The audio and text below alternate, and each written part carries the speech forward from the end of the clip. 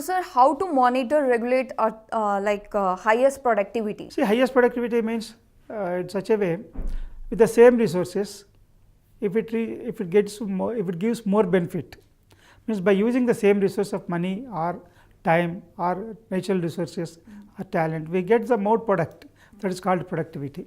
Means productivity is not the reduction of cost. Productivity is increasing the product. That is called productivity.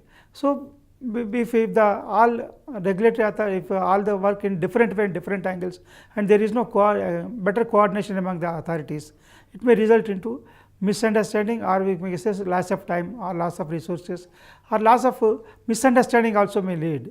So to that, to overcome that situation, to that reason, we felt that it is better to have a economic regulatory authority, which covers planning, capital, human resources, social welfare, investments, entrepreneurship, everything, commercial activity, government revenues, everything should come under the monitoring of the superpower authority, maybe under the supervision of finance ministry or the prime minister.